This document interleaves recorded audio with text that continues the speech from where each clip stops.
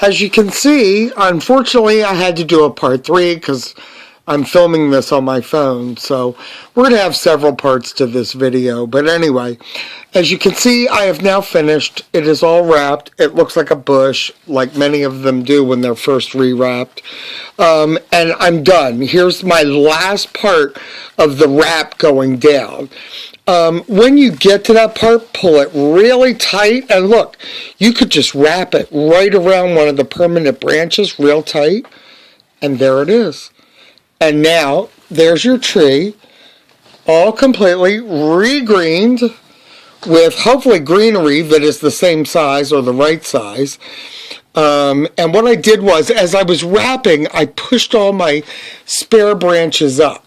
Now it's time to fluff them up, bring them back down, and give it a haircut. And so I'm going to again pause and get this so it's ready for its haircut. Okay, we're ready for the haircut now. I actually got started a little bit. And what I'm going to do is I'm just going to show you what you have to do. Remember, you don't want to cut these side branches any shorter than these permanent branches. So you want to taper it down. Remember, take it off little bits at a time, not a lot. And all you're going to do is trim it with wire cutters. If you take too much, you can put it back if you just loop a new wire around it or something.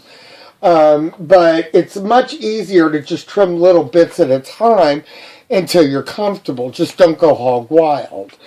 Little by little, you'll just take it back, and eventually you'll get it down to the way you like it, so it doesn't look so much like a Hanukkah bush, which is sort of the way it looks now.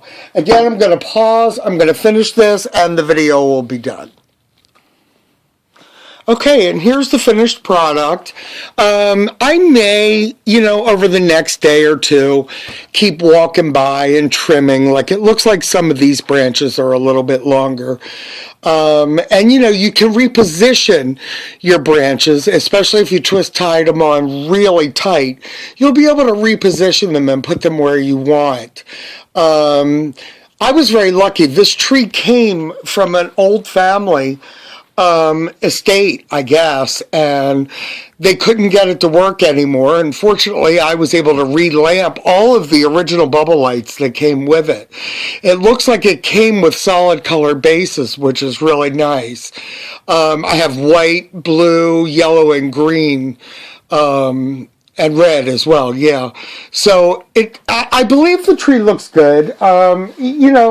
Again, you have to work at it. You have to try a practice shot if you can. I'm going to start moving a little bit closer so maybe you can get a better view of it, because I know the lighting in here is bad.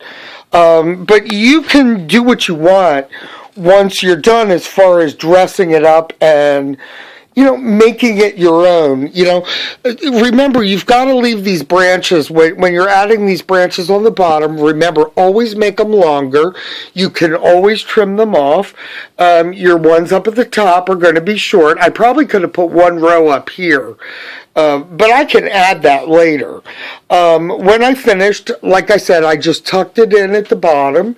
And now I pretty much have a beautiful 11 light royal bubble light tree that I can feel good using. When they're completely ruined to the point of all the greens falling off, at this point, if you still want to enjoy the tree, you might as well go ahead and re-green it.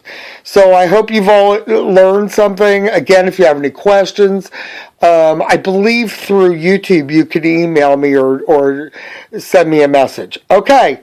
Anyway, be prepared for the video showing you how to pull sockets.